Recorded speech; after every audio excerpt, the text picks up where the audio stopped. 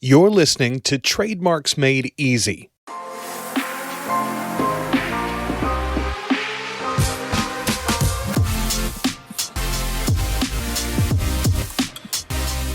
Trademarks Made Easy is the podcast focused on helping brand owners in the e-commerce space. With your host, Suzi Hixon, the private label lawyer. But don't worry, you won't find too much legalese here.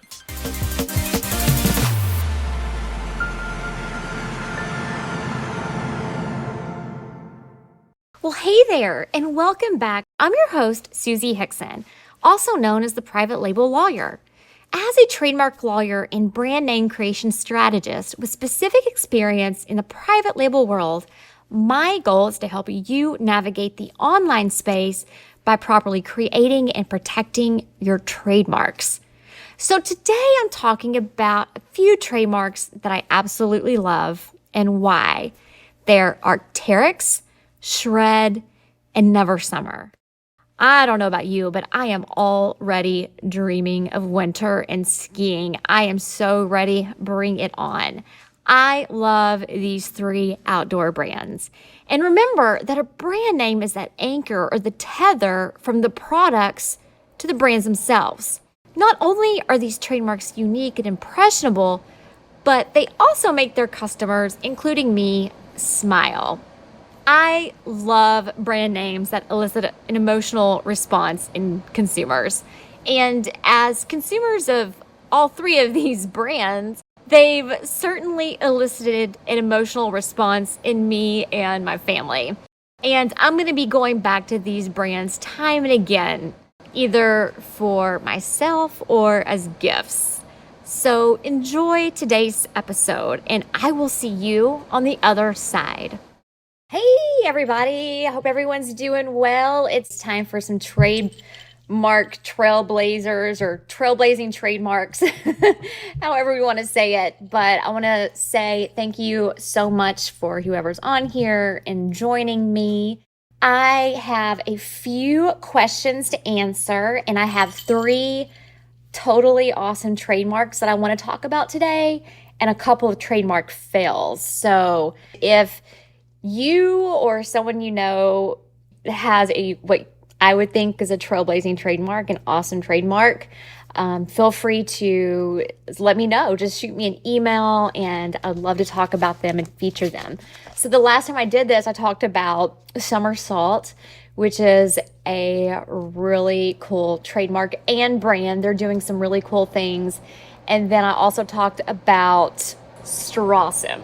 So today, I'm going to talk a little bit about a few outdoor-related trademarks that I have come across that I really love. And the first one is Arc'teryx. And Arc'teryx is primarily an outdoor brand. They've evolved a little bit into not just hardcore outdoor people, but they offer a lot of different goods, and their name and their logo, Arc'teryx, refers to the Archaeopteryx, and I'm probably completely slaughtering that, but it's one of the earliest known birds, and the logo was actually designed by Principal Jeremy Gard, and it's based on the Berlin specimen, which is the fossil of the bird. And it's one of the most complete skeletons found to date of that particular fossil, which is, I think, really cool. They originally started out with the name Rock Solid. I think that's okay. I don't love that as a trademark. I think it's a little weak. And then they ultimately changed the name to the Arc'teryx, which this was in 1991, and the word Arc'teryx reflects their vision of creating disruptive, quote-unquote, evolutionary innovation within the outdoor products industry. And I think that that's really cool that they kind of took that evolutionary language to apply to their brand. So Arc'teryx, I'd love to give a big shout out to them. Just a little bit more information about this brand. The Archaeopteryx, which is the fossil, right, was this creature that allegedly sort of struggled to escape the hostile horizontal world. and it actually became like this lean and magnificent climber. And according to their website, it says, driven by success in the gears of evolution, it developed the feather. And down climbing became a thing of the past, which is not something climbers really love to do, having to down climb. They state that, name the Archaeopteryx lithographica, the link between dinosaurs and their avian successors. Archaeopteryx's name represents the idea of accelerating evolution, helping to drive human progression in the outdoors. We believe there's always a better way. And I think that that's just some beautiful branding and a beautiful trademark created by this company, as well as their logo. Their, like I said, their brand, I feel like, has kind of expanded beyond just that hardcore climbing community. And I believe they have a store in Soho now, which I find really interesting. I know it's there. Well, I saw it a couple of years ago. I don't know if it's still there. I'm sure the real estate price there is out of control. Now, the other brand name that I wanted to talk about that I love is a company called Never Summer. And they primarily make snowboards and apparel for snowboarders. And I'm not a snowboarder, I'm a skier, but I still think that this is such a fun trademark. And when I am out skiing in the winter, sometimes I think I want winter to last forever. I don't want any summer, never summer, right? So I think that this is actually a really cool trademark. But allegedly they started out with a different name, Swift Snowboard. Swift, don't love it. It's a little weak. It's a little descriptive, but they ultimately did this rebrand and started calling it Never Summer Snowboards, and they're based out of Fort Collins, Colorado, and allegedly renamed it after the Never Summer Mountains in Colorado. So I think that there's kind of a double meaning there, and I think that that's really special. I love what they've done with this trademark. And then I wanted to talk a little bit about another brand name that I think is a lot of fun. And again, it's a snow or outdoor activity related brand. It's called Shred. A lot of times you will hear skiers, especially the younger ones. I'm not really in that category, unfortunately, but I say it kind of jokingly, like, let's shred the gnar, or that POW won't shred itself.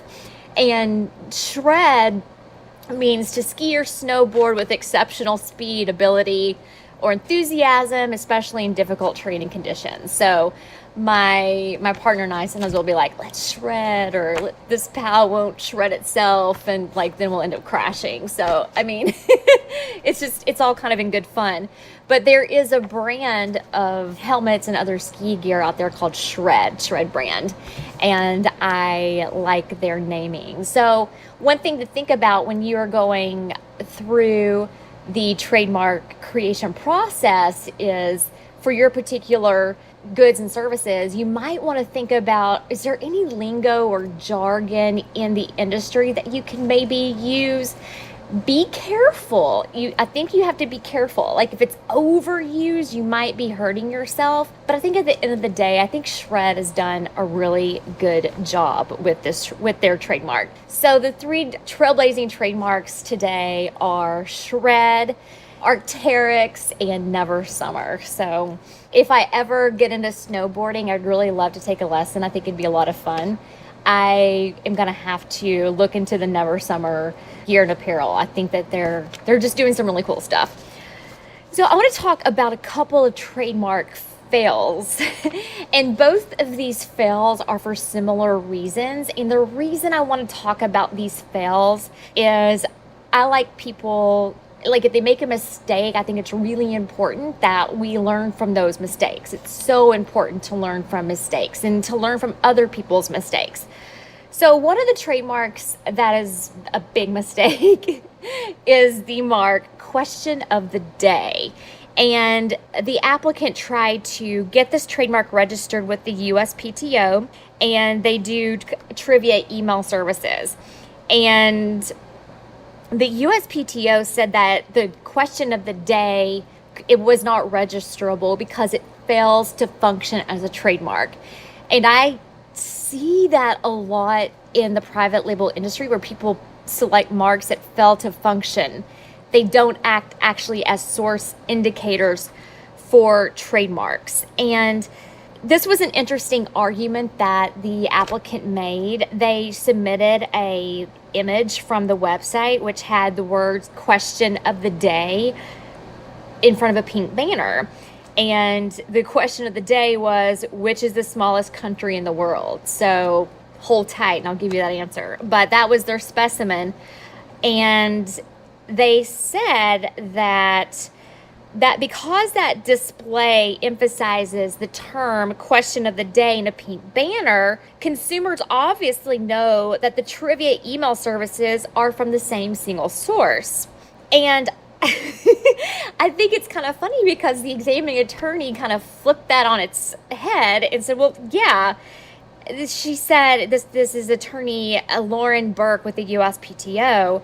She maintained that the phrase "question of the day" is used to convey information to consumers that a question is being presented, but it does not convey any information about the entity providing the question, which goes to that source indicating functionality of a trademark that must exist for registration. And not surprisingly, the board, the Trademark Trial and Appeals Board, I sometimes call it the TTAB or the TTAB, they agreed with the examining attorney, as they do most of the time, and they observed in particular the positioning of the proposed mark in the specimen and stated that the phrase is positioned immediately above the daily trivia question to which it alludes, and the multiple choice answers appearing immediately under the trivia question reinforces the perception that its function is informational and not source indicating. So I found that really interesting, and because I'm a trademark nerd, but just keep in mind that be very careful with commonly used phrases if you want to use that as a trademark or source indicator. And I mentioned that a minute ago. I mentioned shred, and I said, okay, well, look to see if there's anything that's in the lingo or the jargon of the particular industry that you're in, and it may function as a trademark. In this situation, it did not, because it's a commonly used phrase by a lot of third parties merely for the purpose of imparting information, and it makes it less likely that the consuming public will perceive it as identifying a single commercial source, and less likely that it's going to be recognized by consumers as a trademark. So that's really important language there. So please keep that in mind. So do you want to know the answer to what is the smallest country in the world? It's Vatican City. FYI, I learned something from the question of the day. Another trademark application that got refused for the same reason is the term scoop for frozen confections and ice cream promoted and distributed by a mascot named Scoop.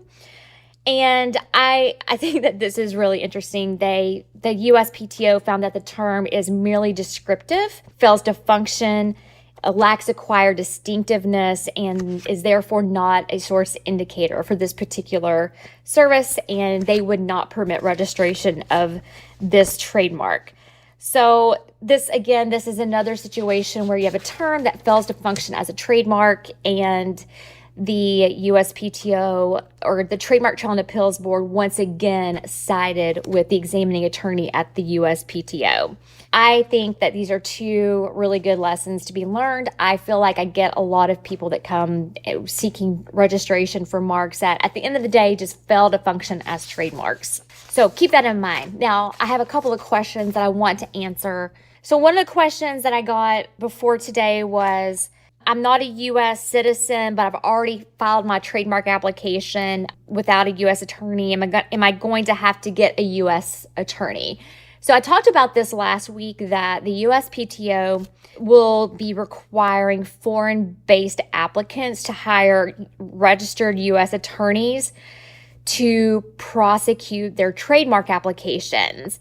And this is really a response to this major uptick in a lot of fraudulent trademark applications and cancellation proceedings that were being filed with the USPTO and sort of mucking up the entire USPTO registry. And so now these entities have to get U.S. attorneys. I think that this has been a long time coming, to be honest. It's crazy to me that it hasn't been required before, but it does mirror similar requirements in other countries, such as Japan and China and the entire European Union member countries. So if you're wanting to file in any of those foreign jurisdictions, you will need to hire an attorney, and that's how it's been. So the answer to this question is yes, even if the rule actually starts to take effect on August the 3rd, but it will apply retroactively to pending applications filed with the USPTO prior to August the 3rd. And non-U.S. applicants with pending applications who have not retained U.S. counsel will be informed via an office action with the USPTO that an appointment of a U.S. attorney will be required.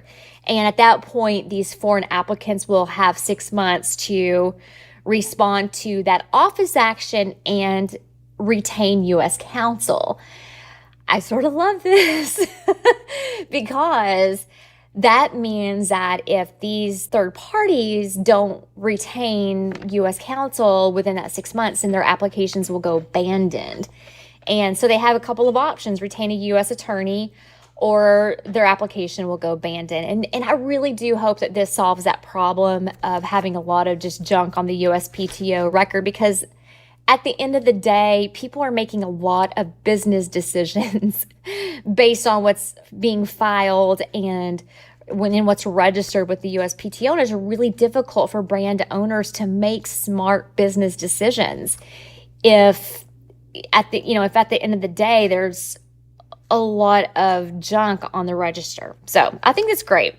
Keep that in mind if you are a foreign-based applicant, that you will be issued an office action if you've handled this on your own thus far, and the USPTO will permit you 6 months to retain U.S. counsel. Another question that I got is, Suzi, I am a little bit confused about what the difference is between a brand and a trademark. This is a great question, and I am guilty of using them interchangeably, but they're not the same. I will use brand name and trademark interchangeably, and they are the same. But the term brand and trademark are not the same. So again, brand name and trademark are the same, but the term brand and trademark are not the same. And here's the difference. A trademark is that single element or symbol of your brand, and it acts as that source indicator and serves to identify your products and distinguish them from others. This kind of harkens back to what I mentioned a minute ago about how the trademark has to be a source indicator, or otherwise it will fail to function as a trademark. And a trademark can be a logo or like a design, like the Nike swoosh can be the word Nike. For example, if you are at the gym and you see a gym bag with a Nike swoosh symbol on it, you don't even have to see the word Nike, and you know that that's a Nike brand. That's how that logo is kind of a brain tattoo at this point. When you see that iconic swoosh, you know immediately the source of that gym bag. You know it's not an Adidas bag, for example. If you're driving down the interstate and you're like, oh my gosh, I really need a coffee, I'm about to go crazy, and you look over and you see a mermaid logo, you're like, whoa, there's a Starbucks ahead. I really need to stop there. Or maybe you're like, I hate Starbucks, I'm going to avoid that place. You know, if you need to get that caffeine fix, you know where to go if you're into Starbucks. If you don't like it, you know what to avoid. That's because it doesn't matter where you go for your Starbucks, if it's, LA or Atlanta or Zurich or Mumbai or Moscow, your experience in that Starbucks location is going to be very similar. It's not going to be identical. I mean, there's obviously cultural considerations, but particularly in the US, if you're in LA or San Francisco, that experience is going to be very similar at every Starbucks. So what am I getting to here? That experience that you have at that Starbucks, that is that brand impression. That is the branding. You go into a Starbucks, they all look very similar. Their cups are similar. The product placement on the shelves are similar. The menu is similar. That's the branding. The copyright on their bags of coffee, it's all very similar. That's the branding. The trademark is the word Starbucks. The trademark is the logo, the mermaid symbol. Those are the trademarks. So what is the brand? So the brand is what elicits that emotional feeling or that reaction in the consumer. The brand is an umbrella, and it encompasses the brand name or the trademark, the story and the packaging and the marketing, the look and the feel, the visual imagery, the identity, the image, the personality, the character, culture, essence. That's the brand. So when you see a trademark that's associated with a particular brand that you're already familiar with, you're going to have some types of feelings conjured up within you. So as an example, I want you to take a minute and think about how certain brands make you feel. Virgin Atlantic, if you've ever flown on a Virgin flight, this is a wildly successful airline. It's unique and fun and funky. ValueJet, how does that make you feel? If you're as old as I am, you might have a little bit of a gut reaction to that trademark. That is a now defunct airline, and it had some systemic safety issues years ago. They had a major airline crash in the 90s, and they ultimately changed their name. And the airline crash was in the Everglades down in Florida. It was a very horrific accident, and they ultimately changed their name. But whenever I hear the word ValueJet, I kind of get this, I don't know, it just kind of hurts my stomach thinking about it. Mercedes-Benz, how does that make you feel when you hear the word Mercedes-Benz? Enron. If you've been around long enough and you hear the word Enron, it might make you feel like, oh, big evil corporation. How does the word Dollar General make you feel? I mean, I'm in Kentucky. We have Dollar Generals around here. I go into them, and they're very budget friendly. They're small. They're easily accessible, kind of cheapy, crappy stuff. So compare that to Whole Foods. I think whole paycheck. I love Whole Foods. I'm going to admit it. I love going into a Whole Foods. It makes me have a certain feeling. I love shopping there. I love spending money there. I love eating from there. So these are just examples of how those trademarks kind of conjure up a feeling within me. And maybe after having gone through some of those examples, hopefully, or, possibly you feel certain things as well. So it's not the same for everyone, but at the end of the day, companies do want that brand experience to be positive, but the underlying message could be different. Budget friendly, Dollar General. Exclusive, Mercedes-Benz. Hoity-toity, fancy, Ritz-Carlton, right? So that branding itself is intangible. It's the feeling that people get after they've engaged with certain products or marketing efforts. And you always want that feeling to be positive. It can be different, right? But at the end of the day, you want the feelings to be positive. You want people to come back. You want people to come back and experience the brand, whether or not they're looking for a budget-friendly brand, right? Most of us, if we've gone into a Dollar General store, it's it's probably been a positive experience. We need to go in there and get something really quick, and they've been around for a while, a decent amount of time. I want to say, I feel like they really kind of exploded around 2008, maybe around the time of the recession. So they're around, and they're going to probably be around for a lot longer. There is a set of promises and expectations when you go into a Dollar General. There's a set of, promises and expectations if you go into a Whole Foods. I'm just giving you some different examples of how those different promises and expectations can have an impact on us. Brands promise consistency and quality.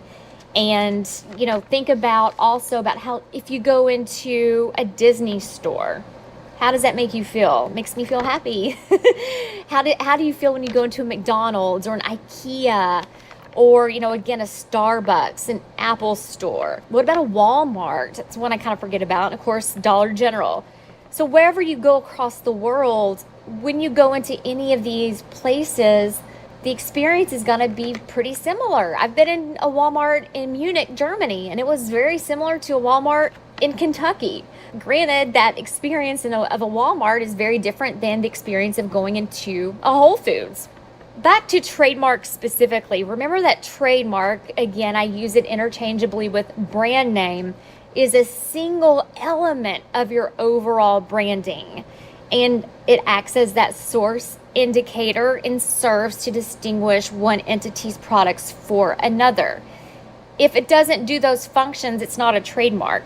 More examples. I love examples. A BMW. If you're driving down the road and you look over and you look at the wheels or the rims of a car and you see the blue and white flag, kind of the circle and the flag, you think that's a BMW. That car came from BMW, and you probably have some type of feeling or reaction to that vehicle. Another source indicator is the red wax that's poured over a Maker's Mark bottle. That's actually a registered trademark, which is really cool and just really drives home the fact that trademarks can be a lot of different things. They don't have to be just words or images. They can also be the red wax being poured over a bottle. That's a source indicator that distinguishes Maker's Mark from Woodford Reserve or Four Roses. So just consider that when you're looking at possible elements of your branding that could act as trademarks. Another example would be the Tiffany blue. If you wake up on Christmas morning and you see a blue box with a white ribbon on it, you're gonna go crazy because your significant other got you something from Tiffany's. Like, you don't even have to see it doesn't even have to say Tiffany on it. You know that blue box came from Tiffany & Company, and you're gonna get crazy. So remember that your trademark presents that immediate impression to people even before they experience your brand. And after they ultimately experience the brand, it's that store of the entire experience people have with your brand. And the trademark itself is a tattoo. It's a brain tattoo. Brands have that emotional connection with their trademarks, good or bad. And I like to consider trademarks sort of that anchor or the tether to the overall brand experience. And when people have a great experience with your product, which I'm sure they will, they'll think about your product and the great experience that they had every time they see that trademark. So they'll come back and purchase from you again. So that trademark really is the anchor to the overall brand experience. It's that vessel for holding the story of your brand. So I hope that really helped explain the difference between the brand and specifically the trademark, which falls under the umbrella of the brand. Now, I do want to let you know that I have a fun worksheet that you can get, and I'm going to put a link to it wherever you're listening to this. And it's the Trademark Trailblazer Quick Start Bundle, and it's really cool because I walk people through some exercises to help them get to think about the differences between a brand name and the overall brand, and really help people nail down what those are. So anyway, I hope that this information has been really helpful, and I want to thank you so much for attending Trailblazing Trademarks. And again, if you are a brand owner and you think that you have a trailblazing trademark or you want to recommend one, please feel free to leave one in the comments or just shoot me an email. I would love to consider it. You can email me at hello@theprivatelabellawyer.com. Well, that's all for today's episode. Thank you so much for tuning in. I hope you love this episode, and I really hope you found it of value.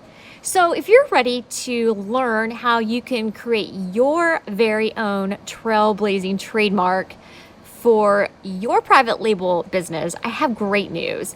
I've developed my very own brand name creation blueprint called the Trademark Trailblazer. If you or anyone you know is about to go down the road of brand name creation, the Trademark Trailblazer is the exclusive blueprint that I use when creating strong brand names from both the legal and marketing perspective for my clients. So make sure you go grab the Trademark Quick Start today, which is the free brand name creation Quick Start bundle.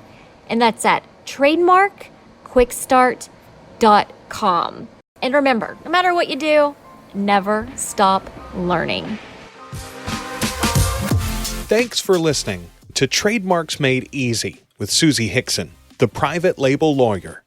If you enjoyed the show, please subscribe anywhere you find podcasts or at theprivatelabellawyer.com. Remember, the information provided in the Trademarks Made Easy podcast should not be construed as legal advice. It's for informational and entertainment purposes only. It should not be considered a substitute for legal advice. Also, I'm not your attorney. You should engage with an attorney to discuss your specific legal issues. And finally, while I have taken precautions to ensure that the content of my podcast is current and accurate, errors can occur, and thankfully, like us, the laws are ever evolving.